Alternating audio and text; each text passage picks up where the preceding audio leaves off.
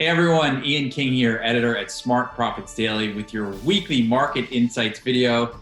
This week, I'm joined once again by my friend and colleague, Mike Carr. Mike, how are the dog days of summer treating out there in Colorado? It's pretty nice out here, Ian. We do have our fire season, like you have your hurricane season, so we're on the lookout for problems as well. Oh, okay. Well, hopefully you stay safe out there. And big topic this week, Apple hits $2 trillion market cap today. Unbelievable. It feels like it wasn't even $1 trillion yesterday. The stock is up about 20% in the last couple of weeks. They announced a stock split. And if we look at the FAMGA, which is Facebook, Apple, Amazon, Microsoft, and Google, all of these companies have now $1 trillion market cap, except for Facebook. Mike, what do you think is going to be the first $5 trillion tech company? That's a tough one. It could be one that's not in that group. It might just be Tesla. There's no reason Tesla cannot be worth $5 trillion given its current market cap.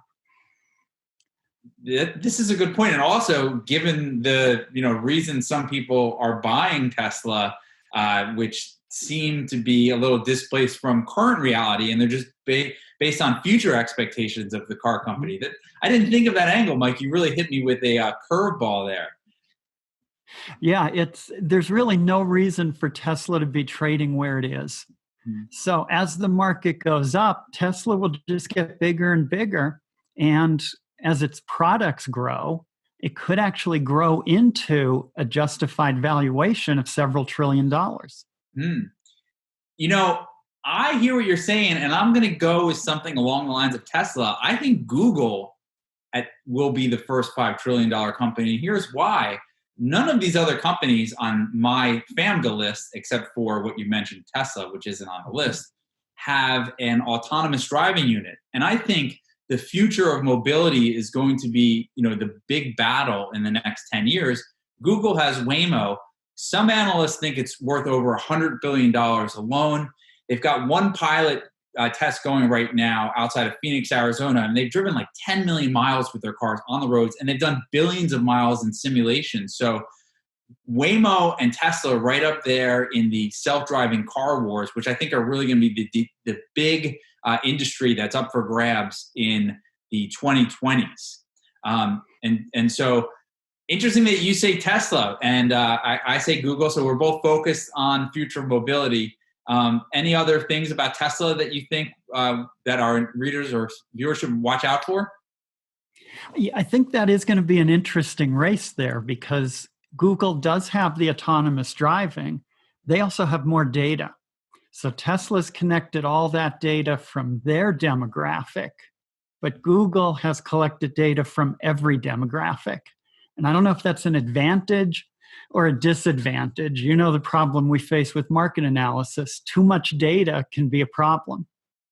Yeah, that's true. And to your point, Tesla has more cars on the road. They've got 1 million vehicles on the road. So they're collecting the data that each car is driving, whereas Google doesn't have the data on how the car is operating, but more so how people are driving. Maybe if you look at Google Maps, which is tracking you when you're driving down the road, or if you're using Waze, you can see that it identifies when there's a pothole in the road or perhaps some road construction. So they do have that information. But if you look at some of these videos you can see on YouTube of how scientific or futuristic it looks, where these cars can actually identify, okay, this is a person, this is a dog, this is another car, this is a cyclist. I, for one, feel more safe in a self-driving car at this point than I do with a human driver. How do you feel about that, Mike? Would you be willing to sit in the back seat with nobody driving the car? Yeah, I absolutely would. But remember, Google not only has that information, they do know how fast you're driving. They know how hard you're braking. They got all that from your cell phone. They know where you're going. They know where you've been. Google knows everything. They know how much money you make, where you shop. They can put all that together maybe in a way that the car just shows up when you think you need it, and it takes you to where you need to go. This sounds very like Minority Report, like predicting when crime is actually going to happen. Pretty terrifying that Google has all of that data on us already. But let's shift topics to a little bit. That's long-term thinking. Let's talk about the short term. Mike, I know you are focused on volatility and the seasonality of volatility. And you've got an interesting chart that you want to show our viewers this week. Tell us about it. So what this chart does is it averages the annual returns out going back over time. And this particular chart averages out to 1932, which is when the current election cycle starts, because that's when we have the November election, January inauguration beginning. What we see at this time of year is traders start turning their thoughts to the election. And in particular, VIX is calculated using volatility about 6 weeks out. So VIX is now looking at September. As traders start trying to game VIX, they're going to start selling stocks because volatility will increase heading into the election. And we saw this 4 years ago as well. Did you just say selling stocks? Did I hear that correctly? I think they're going to start selling stocks because VIX is going to rise and they're going to get scared. Remember, traders haven't seen VIX rise since March.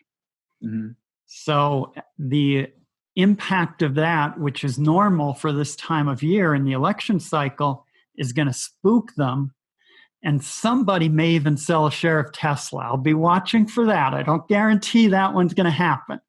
Well, maybe not before the split, but perhaps afterwards. Now, it's interesting that you bring this up because, for the last couple of months, since June especially, the markets have just been very low volatility, very slow, grind higher. And we've all been looking for what is that catalyst? What is going to be the tipping point that maybe the markets head south or have a correction after this incredible 50% rally we've had since the March lows?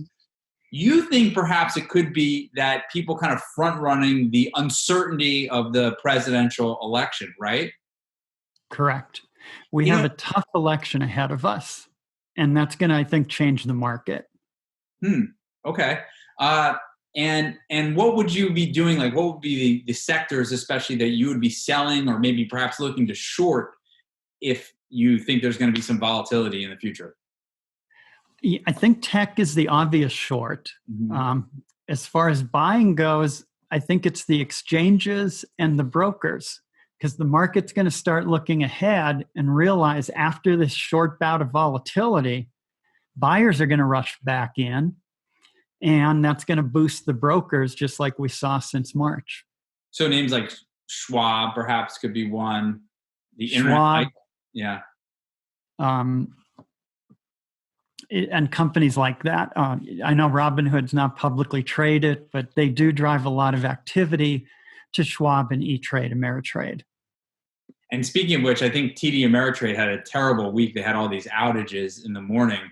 I can't believe, there's going to be a lot of customers that move to other platforms because of this. Because could you imagine trying to get out of a stock and needing to get out of a stock or having to cover an options contract and your broker being down all morning? I mean, is there nothing worse than that?